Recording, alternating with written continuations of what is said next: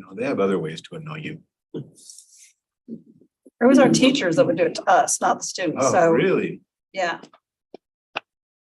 So you have students that annoy you. Yeah.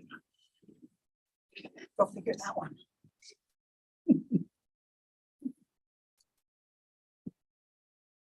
So Jake's online. Yes. Okay.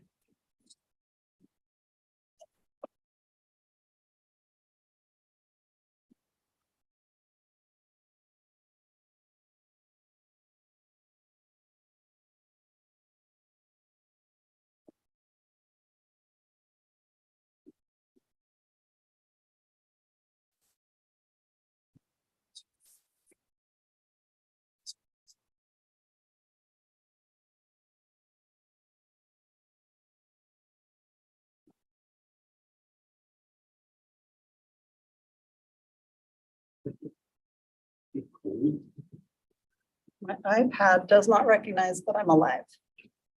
So what does that tell you? Now it worked. Oh, it went to the wrong video. Sure had nothing to do with what one I pushed.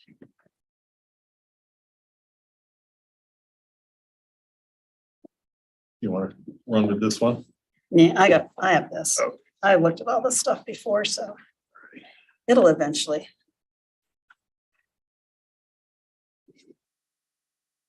All right, it is 4:30.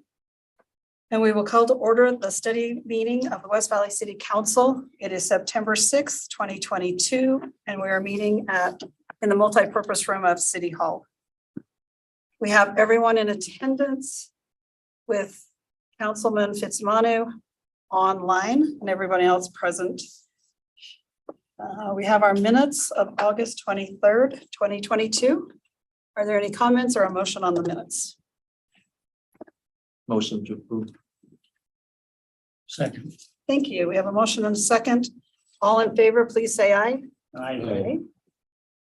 Okay, and those pass. We will now go to our review of tonight's agenda, the regular meeting and the RDA. Is there anything that changed? No changes or new information. Okay, you had a small tweak, you said? On the agenda? That was on the study meeting Okay. tonight, just for one of the communication items. There was just a minor Upgrade. change. Okay. Sorry, I didn't have time to reload that, so. Okay, did anybody else have questions on tonight's meetings? Okay, seeing none, we will go to the public hearing, which will be application GPZ 6/2022. And we will turn the time over to Mr. Pastrick.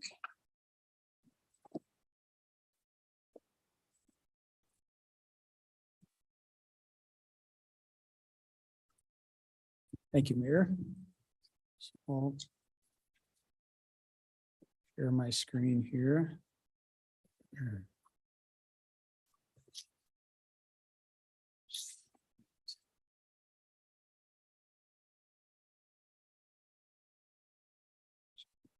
One more time here.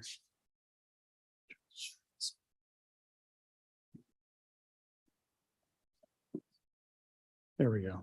So this is a request to change the general plan and zoning for property at 2531 South Redwood Road. The applicant is Mountain America Credit Union. You can see the property here in red. It's 0.85 of acres. The current general plan designation is residential office, so that allows both residential and office uses. And the requested general plan designation is general commercial. The current zoning is R16 for this property, and the requested zoning is C2, or the general commercial zone.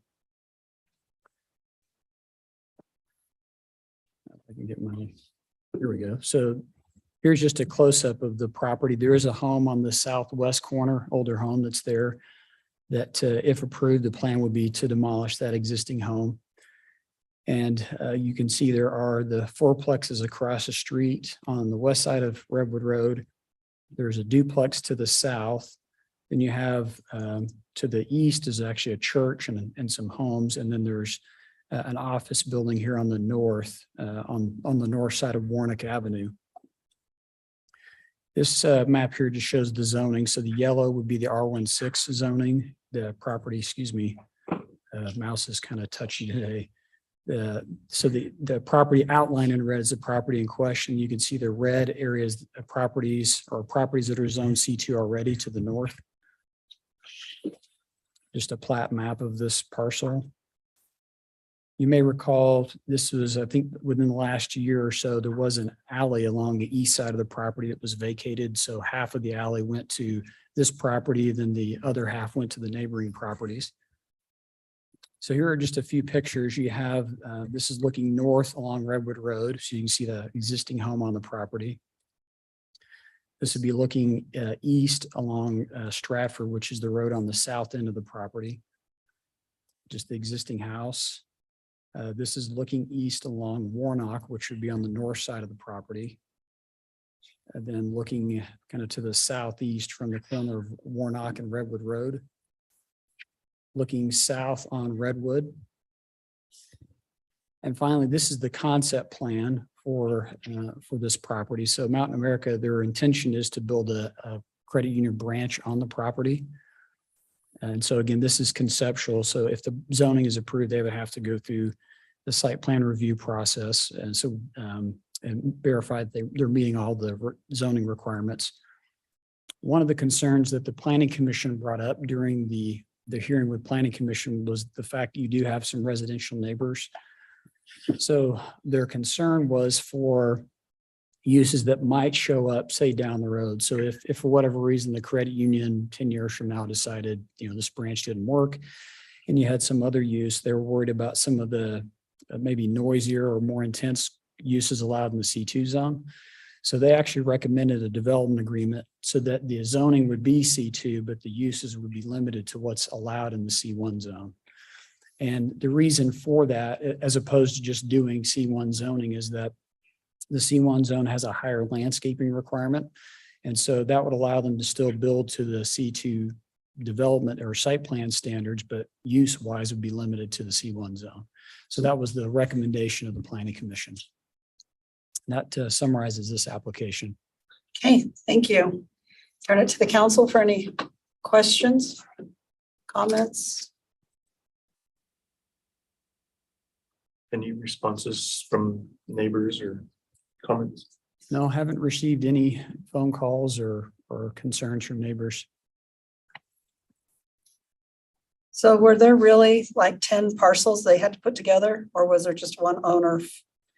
When you So- look at the subdivision map, Right. So back in the Chesterfield plat, which goes back a long, long time, originally there were multiple parcels, but they have since been consolidated. So it's all one piece of property. okay, so they won't have to do a subdivision Correct. or plat, okay.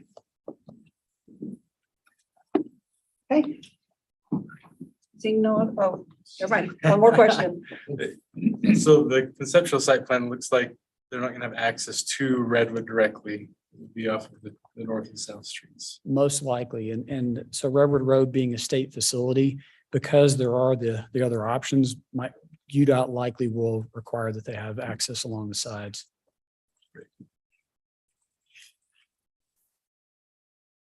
Okay, anything else?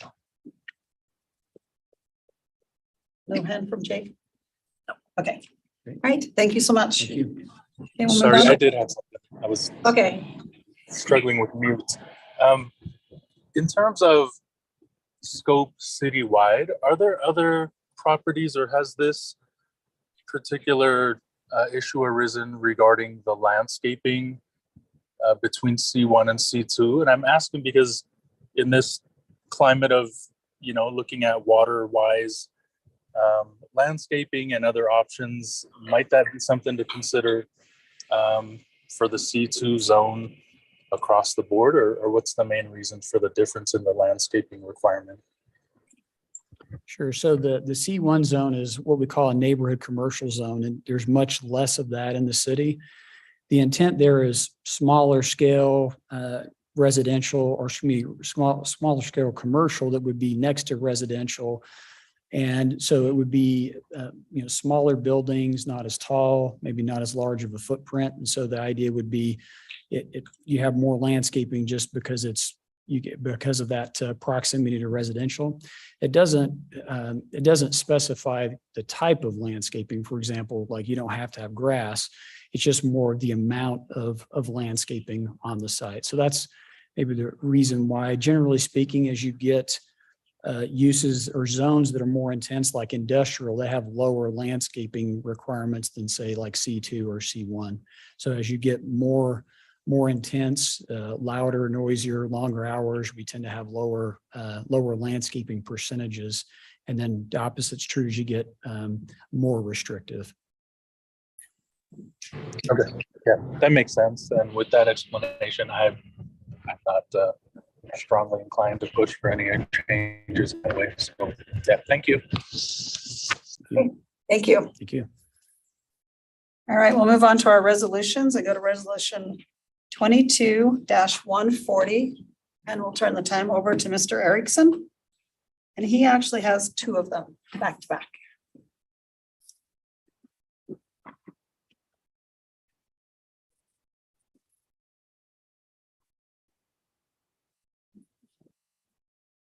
Jason Erickson, Parks and Recreation Department.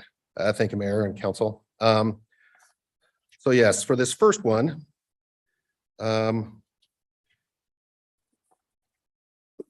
what we would like to do is to amend the contract that Public Works has with Morgan Asphalt or Morgan Pavement, excuse me, to repair and seal the parking lots of the Cultural Center and at Centennial Park. Centennial Park, I know that some of you guys have driven through there, is particularly in fall and winter and spring as that parking lot is beginning to alligator and starting to come apart a little bit. So we're hoping that having them come and take care of these areas that need patching and then seal the whole parking lot, will seal it and hopefully get it to last a few more years and until we can begin to start a replacement on it. And so kind of with the Cultural Center is kind of the same thing. They've not had the problems that we've had at Centennial Park, but they've also not had a whole lot of maintenance done there other than I think crack sealing. And so we're looking to just amend the contract and move forward to get those done. What they'll do is the company will patch it and then crack seal it and then coat with mastic seal and then restripe the lots. So they're doing it from one end to the other. And I know it doesn't seem like it sometimes in a park, but like Centennial Park, the amount of pavement that we have is actually 10 acres worth of pavement that we have in that. And so it does take some maintenance and some work to make sure that we keep that and hopefully keep it in a manner that is less cost. So any questions? So are we saving money by just piggybacking on the other contract or? Yes, yeah. So it is a change order in their contract.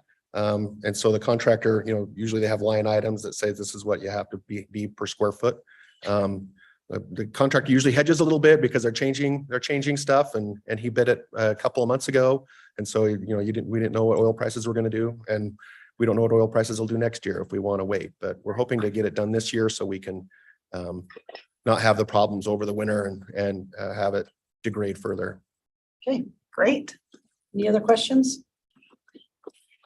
Okay, the next. Ma'am, I got a oh, question. Yep. Jason, could you speak a little further to the longer term as specifically to Centennial Park? So you're saying there's like 10 acres of pavement there, and we've had conversations about replacing the whole parking lot or part of the parking lot. We would be doing this at least beforehand, before we were doing any more construction. What's your take on what the shape of the overall parking lot is there at Centennial?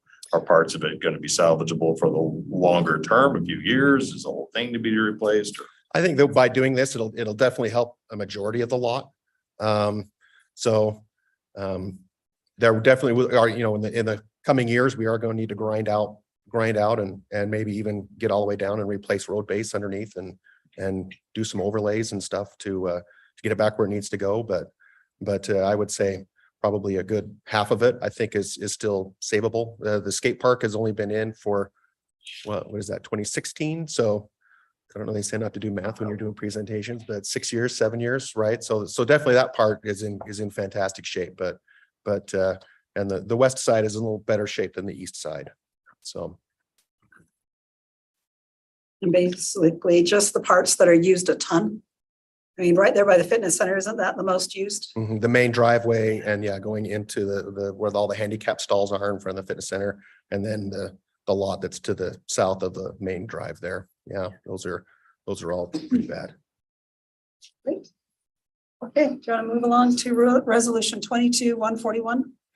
Yes, so, okay, so as we began, the maintenance of the Mountain View Corridor Trail, which we're now up to 9 miles in length, by the way, of trail that we do along there, which you don't think of it as being that much, but it's quite a bit.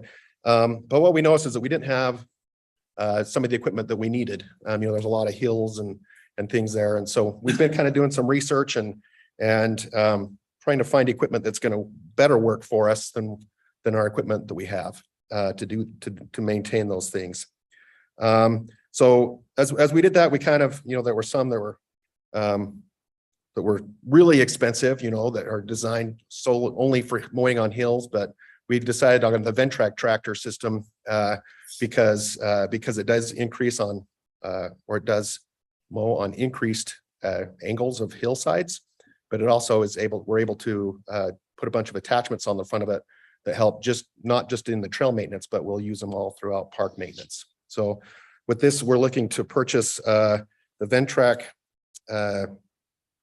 tractor or traction unit, and then 8 different attachments, which are a flail mower, a turbine blower, a rotary broom, an aerator, a trencher, an edger, a sod cutter, and a stump grinder. Now, a lot of these, as we use these, it's going to make us more efficient. And also, I mean, a lot of this is equipment we've had to rent in the past, or hire out somebody else to come and do it. We figure like with the stump grinder that by the time we grind, 5 stumps, in our parks, depending on the size, 5 to 10, it'll pay off, it'll pay for that attachment that goes on the front of that. So we're hoping that we're able to get that equipment. Any questions? Anything from the council? Okay, thank you, sir. Thank you. All right, we'll now go to resolution 22-142. And then Kobe Wilson is on Zoom. He'll be presenting this one.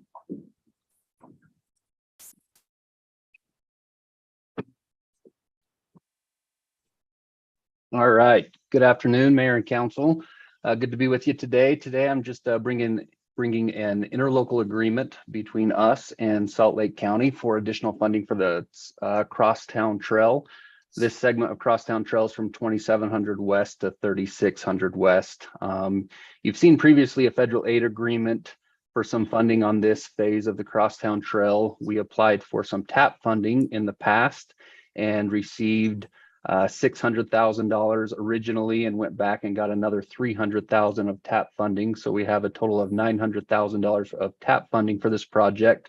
And the county just, with this agreement, has agreed to contribute a little over 1.3 million to go towards this phase of the Crosstown Trail as well. Originally, the scope of this project was to go from 2700 West to Bangerter Highway.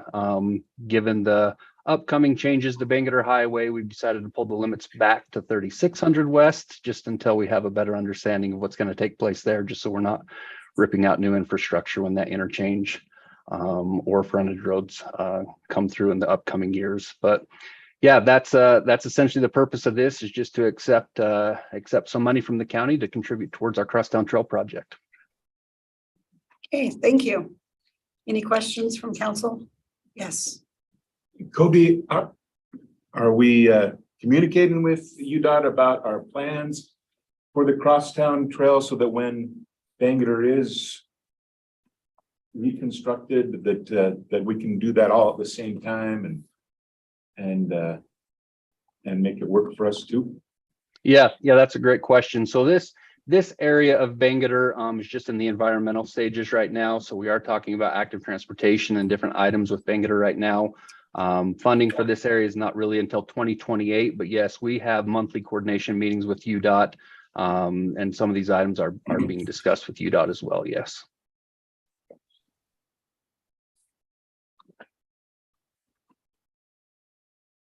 Okay. Another question? Yeah, I got it. Okay, Question, ma'am. So probably I spoke with you a little bit about this earlier. The two portions that we have for the funding don't total up to the whole estimated project cost. So did you want to address a little bit how you foresee that proceeding? Yep, absolutely. Yeah, right now, our current estimate for this phase of Crosstown is about 3 million. Right now, we have the environmental document done, but throughout the winter and next spring, we'll be getting into the design details and fine tuning that estimate. But assuming there will be a shortfall in the funding for this phase, that gap will be covered with our local transportation money, either Class C roads or transportation sales tax. okay, thank you. Thanks, Coach. Thank you. No other questions? We'll move along to our communication items. Okay, and we'll do the accounting review. We'll turn the time over to Nick Hells.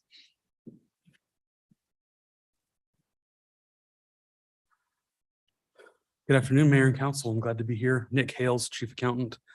I've been asked to give you just a few minutes of a brief update of what's going on in the Finance Department and specifically the Accounting Division with regard to two issues. So I'm going to bring those to you today. The first one I'm going to touch on is something called GASB 87 and the implementation of a new standard we have to follow. So GASB is the Governmental Accounting Standards Board. They set all the rules for everything that we do in the accounting division. They've got over 100 different statements of things that they have given us guidance on how to treat those things. They're a private, what was I going to say there? Sorry, go back one page. They're a private non-governmental group that sets these standards for us, and they have issued about 100 of those. GASB 87 is one of the newest ones that's coming into effect for fiscal year 2022. It was planned for a few years back, but they postponed implementation of this standard due to COVID. And it addresses a change to the definition of what we call a lease in accounting. So you're very familiar with the lease financing agreements we do to buy fire trucks or other types of equipment. This expands that definition to include quite a few more contracts, things that we don't necessarily take ownership of at the end, which is what happens with the fire trucks and those other kinds of leases. It's something that broadens the scope of what we have to report by quite a bit. Just to give you an update on what we've done proactively to try to implement this standard. Back in March of this year, the Finance Department and the Accounting Division started meeting with all the department heads of the various departments in the city and their designated representatives to find out what contracts existed so that we could determine what kind of things the leases would apply to there. We held a little training meeting for each of the departments so they could better understand what we were talking about and what we needed from them. And then we've been working through the process with them on those contracts to see if it applies. We also recently contracted with a software provider that is helping us to store that information a little more efficiently and be able to do the reporting that we need to do there. It's been a bit of a project for us, but we're very close to being able to turn that information over to our auditors for review for the current year. I also wanted, as part of that, to bring to your attention, one of the next statements is GASB 96, which just adds right on to 87 and adds on software contracts that are specifically excluded from 87. So things like our Microsoft Office package will apply under GASB 96. We have to do certain different things with that one as well. So lots of fun that they give us in the accounting world to learn new things and report things in new ways. I hear a little bit of chuckling about fun and accounting, but anyway. The other thing I wanted to give you a very brief update on is our current year audit. We gave you a couple of the key dates that we have already passed of things that have happened with the audit so far. We are working with Keddington and Christensen again this year, and the work has started. We have provided to them already 14 out of the 27 city funds to begin their review of those funds. And so the work is well underway there. Just as something you may be aware of, we do have a new audit partner this year that is part of the Keddington and Christensen firm who is supervising our audit. Gives a new perspective, and they've asked some good new questions of us. And we've been with this firm for about 20 years, but they are very robust in how they respond to the peer audit, the peer review process that they have to go through as a firm and are supervised by the state auditor's office and the things they have to do there. So we've had a good working relationship with them and appreciate that. And that's my report, very briefly. Okay. Any questions from the council? As being the chair of the audit committee, do you have anything? Mr. Norfeld? I don't. Okay. All right. Thank you so much. Thank you. We'll now move to our parking violation ordinance. Mr. Bunderson. Thank you very much, Mayor and Council. Eric Bunderson, City Attorney. And I'm here with a proposed ordinance change. Now, this isn't on the agenda yet. Wanted to discuss it with you first. We've got something that the council has asked us for, and then something that the staff and parking enforcers are asking you for. Those can be split up and implemented in any way that the council desires. And I'll explain both of them. So we'll go to the things that the council asked us for first, which is to increase parking offenses for second, third, and fourth offenses within a 12-month period. So we've done that here, as you can see in the proposed ordinance. Second offense would go up to 178, third offense would go up to 228, and a fourth offense would go up to 278. Now, we've left the, move myself here. We've left the code section untouched that allows somebody an early bird discount. So right now, it's $128 for your first offense. If you pay it within 10 days, we cut $100 off of that. And that would remain the same back on this. So if somebody's paying within 10 days, it would go $28, $78, $128, $178. Don't have to do that if the council doesn't want. That's what we recommend. That actually gets a lot of our tickets paid off, and we think that works pretty fair, but all in play at this point. So I have a question for you. Does that help us not have to really spend a lot of time and effort on collections? It does It just come. saves us money in the long run. Yeah, it probably does. Personnel time. Yeah. Yeah, it probably does. That's what I've always thought of that as Yeah. being an incentive to not go. Yeah. Okay. Yeah. Any questions about that part? That's just the fine structure.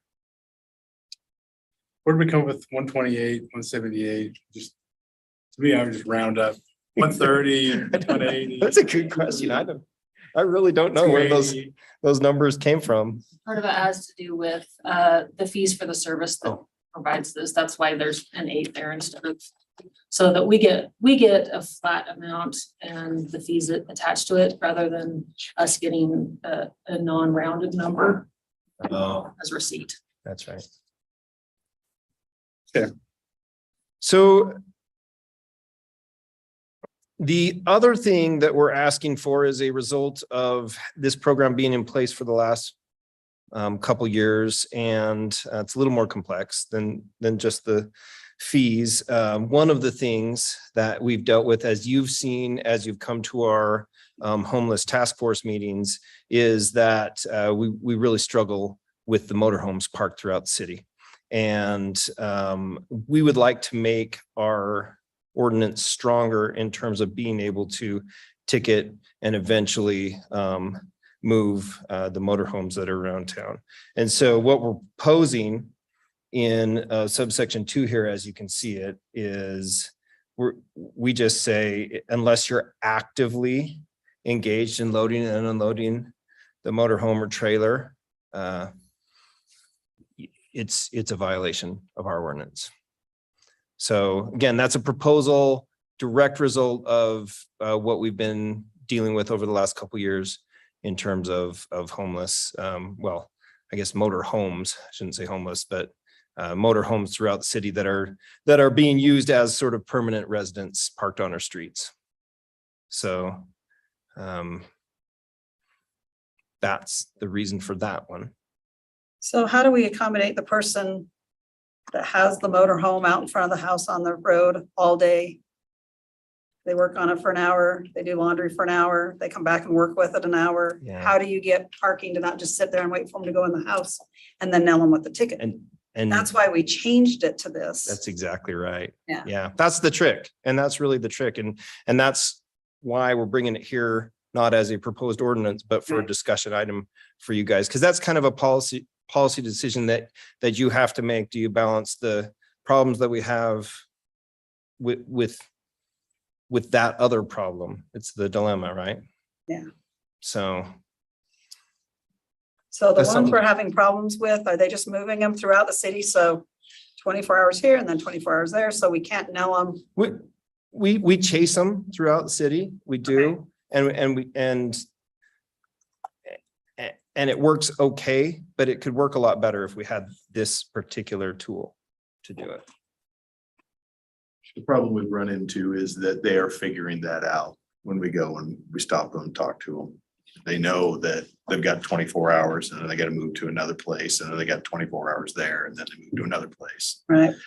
When Eric says it works okay, what we're really saying there is sometimes the people will just move on and then we don't see them again in the city. But if they're ones that are regulars and they've figured that out, then there's no way to get them gone. Yeah, I think my hesitation is all the phone calls from before. So could we? So Mr. Pyle in the past has said, if parking sees somebody, their vehicle matches the resident and they're closer than 5 feet to the park or the driveway, Right, for we the don't driveway. we Right, don't yeah. nail them. Mhm. So could we put something in here, the same thing? If the If RV the, is plate matches registered to to the house that is getting ready to go on vacay, then we leave them alone. But if Yeah. it doesn't correlate, the ones that pull up in our neighborhood are usually on a side street without a house next to it. But if they're parking right in front of a house. Right. Then if they're not registered to that house, then I can see saying adios. Sure, so yes, that sounds like a good idea. That would be a good way to handle it from an enforcement standpoint. The way we handled that on the 5-foot drive, if I remember right, is we didn't actually put it in the code. We just had direction through the police department to handle it that way. Am I right on that, Eric, or am I wrong on that? Yeah, we didn't put it in the code. Okay. I would So prefer it to what I be in the would code on say- this one. Well, and here's the problem with putting it in the code as well. Okay, All your motorhomes that belong to a home aren't necessarily going to be registered at that home. If you have a couple of homes here in the state, one's in St. George, one's here, one's somewhere else, then they could still be attached to the home and you wouldn't actually know if the plate's not attached to the house. You'd Right. have the same issue. But if you do it from an enforcement standpoint where that officer is able to go and figure it out, and really honestly, we could go back and look at putting it in the code in some way in the Yeah. same manner. You're probably gonna have the same issue either way, though. yeah, and if you register somewhere else, you'll just have to learn that if you want to park it on the street in front of your house, you better register it to that house. Or just get your packing done. Right, and not faster. Have it on the streets. Right, yeah. Yeah, but yeah, I would rather that not just be a enforcement direction. thing, it'd be Yeah. actually in the code, so Yeah. people know. And we can say register to that house, so Right. if you're loading your friend's boat, you better put it in the driveway. Or motorhome or whatever else. The other way you could also handle it is the way you had it before, which was there was a time limit. It just was Right. much shorter. Right? Wasn't it before like 3 hours or 30 minutes or something like that? Yeah, it was 30 minutes, which was the reason for all the problems, Right. all the phone calls, let's just put it that way. Yeah. Yeah, again, sorry, you were. Yeah, if you're actively engaged in loading or unloading, that means you're out there, within a 10-minute period, I think, or moving stuff in and out. That's how my house is when we're loading up. Somebody's in or out. Somebody's in or out for those 10 or 30 minutes and then we're out. But there's some that the spouse will park it out there in front and then expect somebody in the house to be filling it all day. Because they may not know how to drive a trailer. They can't just move it until they get back from work. And there's some of us that can drive a trailer and a boat, it's no big deal, but there's others who, and that's what a lot of the complaint was before. Was that, you know what I mean? And they weren't always going in and out. That's why the laundry thing came to my mind, because that's what was told to me on one. So I did just get a complaint on this, and it's not so much they're actively loading or unloading, it's they had to pull it out on the street to gain access to A second trailer. a second trailer that was I behind got the it. same call. Oh, okay. Yeah, And I said, he said, I pulled my trailer out so that I can get the second trailer out. Uh-huh. Parked it on the street, went back and hooked up the other trailer, and by the time I got back, it had been ticketed. The one on the street. So if it's registered at the house though. Yeah. They wouldn't But- get one, but yeah. He said, I've got to do that to park them both where I can park them. Behind a gate. And I said, well, I just in thinking, I said, I thought we had a 30-minute time limit. They were 24 He hours. called me back the next day and said, I looked it up. The ticket says no parking trailers on the street, period. The code online says 24 hours. Mhm. So I got a ticket according to the ticket, but not according to what's online. What do I believe? Well, we do have an appeal process in place that like an internal, actually probably, I I'd almost say told like him to call you. yeah. Yeah, I think we took care of that one, but yeah, I mean, we do have there's humans on both ends of the process. And so sometimes we're able to take care of that at the appeal level. We Okay, do but- have that process in place. Well, we could just train them to know that it can be on there 24 hours if it's associated to the actual residents. So would you say not to cross that 24-hour thing out at all? Or to just add the language registered to a vehicle registered to the house it's parked in front of or something like that? Yeah, for 24 hours if it's the house it belongs to. That's for you. But you legal eagles put it in the language we can't understand. Sure. But did you say can't understand? They can't. Okay. Works both ways, right? Will that work so that this can be enforced in a way to prevent? Well, the 24 hours is still sort of the problem. That's what we've run into is like Mr. Pyle says, they kind of catch on to and they'll go move to another street and another street. But if it's there, it has to be tied to their. House. To that to where house. it's registered to. So if it's not tied to a house, it Just shouldn't. Fix that, right? Yeah, I would think so. Unless, Yeah. unless they live, most of the cases, unless they have two houses where it might be. Right. And then they can appeal and say, look, this is my house in West Valley. Here's my one in St. George. It's registered to St. George. Yeah. If it's registered in Wyoming, that's a whole nother story. Then they're in trouble with the state, not us. Okay, we can work with that and kind of tweak that language a little. There's another thing I wanted to ask you about if you're ready to move on from the motorhome. So that's for the kind of homeless motorhome issue. The other issues that we run into are on subsection 4 here, commercial vehicles. So when we drafted this, we thought that the weight and length requirements were easy to enforce, and they're not. And so what we're proposing is the state code actually covers commercial vehicles, and it requires if you register as a commercial vehicle that you put the little like DOT thing on the side. And so that tells you the weight and the dimensions that are the vehicle's rated for, and therefore if it is well, what we're proposing then is if it's got that little writing on the side, it can't be parked in the road. So any kind of box truck or commercial trailer, I've got some pictures of examples that I can show you. So, things like this parked in the road are some of the things we get complaints about. Do those have the UDOT numbers on them? I Can't see it on the, I can't tell if it's on the side it's or, usually on the front yeah, door. it's usually up here, isn't it? Yeah. Yeah. Maybe along there, but the point being is that something the council would be interested in banning? Because again, that's something we get complaints on a lot and a lot of, you know, and that's hard to enforce based on this current code. So we'd like to change it to just include that state definition of commercial vehicle. Can they park it in their driveway off the road or? Sometimes, I mean, that's a different, that's I know, different that's- section of code, right? Yeah. And that depends on the weight as well. We could examine that 'Cause I know that in one's conjunction weight. with this.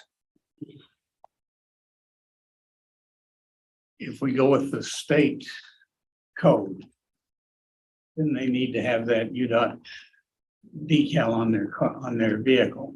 Yeah, And if they do, then they can't park it on the street. correct. What if they're not registered with the state? If it's just an unregistered, well, then we could write a ticket for an unregistered vehicle. Well, not registered with that department of the state. That department. Well, yeah, I think so something like this, this is the question I asked too, when they brought me this proposed language. This is just somebody's truck. It's obviously used for commercial purposes, but is not registered as a commercial vehicle. If it's parked correctly, which it doesn't, looks like one of these isn't, that one's not. If it's parked correctly, this would probably pass muster under our current code and our proposed code. So it would have to be something that was actually registered commercially for us to be able to enforce it. So you're talking about like, what if you have a semi that's not, or a box truck, somebody just buys a box truck maybe and doesn't register it commercially, then we would, well, that's something we'll have to look at. That's another thing we'd have to look into. That there might be another section that we're not proposing to amend that involves pure weight. Because remember, that's one of the issues that we have with vehicles in residential areas is the weight of the vehicle can really damage that asphalt. But I'll put that down. Because our residential roads are really not built for those bigger. Yeah. Okay. Yeah, that's right.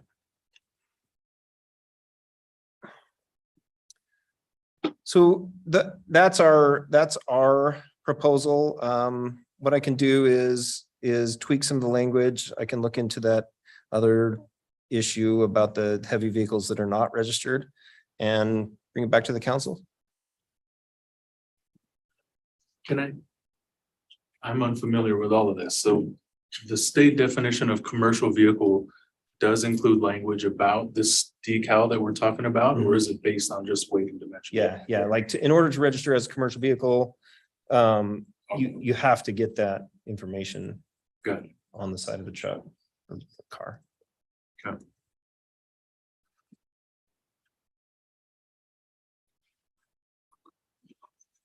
One of your examples that didn't have the decal was a moving truck. Mm-hmm. I think that, you know, sometimes you load your truck and then you pull it in front of the house before you head out. And yeah, I don't know if that's an issue or something we'll run into as we.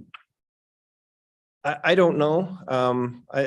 I don't know if that's one of the complaints that we get a lot of. I don't know if Chief Jacobs, no, it's not something we hear a lot of. So the complaints I usually get, they've put up with it for a month or two.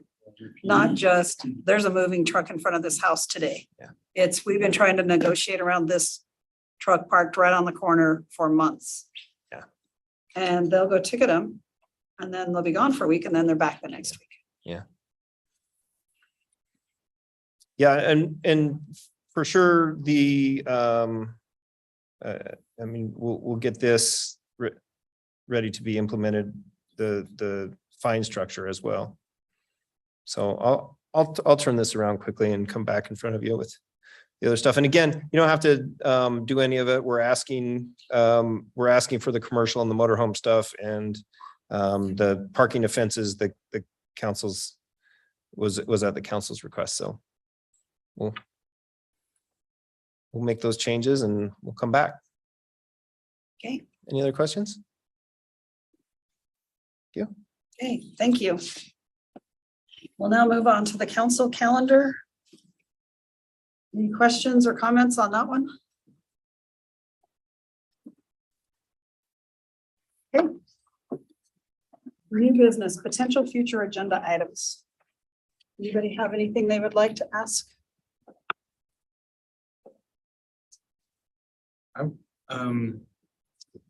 I'd be interested in discussing policy and procedure for code enforcement.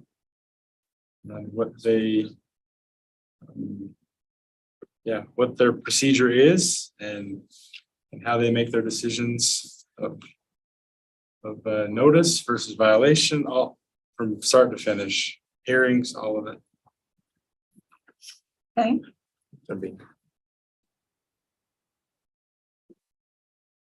So this is informational item that, and then we can consider Changes. any changes. Yep. okay. Looks like there's one. I could go for that. Refresher on that. Yeah, okay. Right. Got that? Yep. Okay. Perfect. And any others?